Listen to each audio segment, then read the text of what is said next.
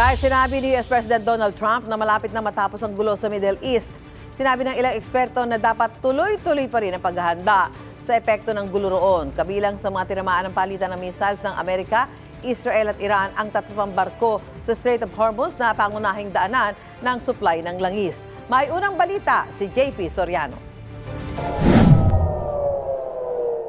Ilang beses umalingaw-ngaw ang warning siren sa Tel Aviv, Central Israel at Jerusalem. Sa gitna yan ng 12 araw ng palitan ng airstrikes ng Amerika, Israel at Iran. Ayon sa ilang taga-Iran, naranasan nila nitong Martes ang pinakamalalang airstrikes mula nang magsimula ang sigalot. Sabi rin ng US Defense Secretary, our most intense day of strikes inside Iran. The most fighters, the most bombers, the most strikes.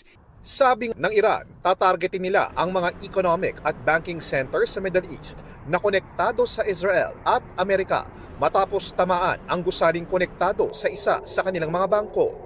Sa Strait of Hormuz, 3 barko ang tinamaan ng di pa matukoy na mga pampasabog. Kabilang dito ang isang Thai-flagged bulk freighter. Napalikas ang karamihan ng crew dahil sa sumiklab na sunog. Naapula na ang apoy. Mula na magsimula ang sigalot, 14 na barko na ang nakaranas ng pag-atake. Nauna nang nagbabala ang Revolutionary Guards ng Iran na hindi sila papayag na makalusot ang langis sa Strait of Hormuz hanggat tuloy ang mga pag-atake ng Amerika at Israel. Banta ni Trump sa social media kung haharangin ng Iran ang oil delivery. 20 beses na mas matinding pag-atake ang ikakasan nila. Kaya kahit sinabi na kamakailan ni Trump na malapit nang matapos ang digmaan, tingin ng ilang eksperto, hindi pa tiyak na patapos na ito.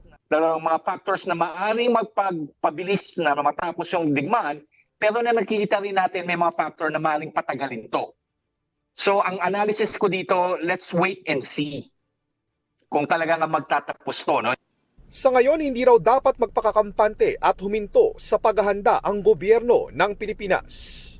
I don't think that the Philippine government should be lax. If we're gonna look at the pattern of how Trump is looking at the world, we can really see that sometimes he wants to dictate it on his own terms, but it doesn't always follow na that's the reality.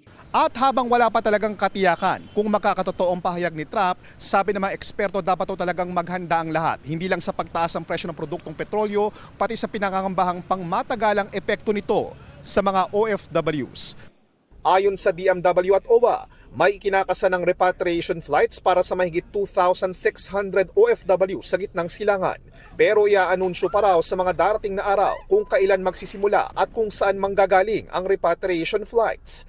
Number one priority natin po, Honorable Chairpersons, ay ang safety ng ating mga kababayan.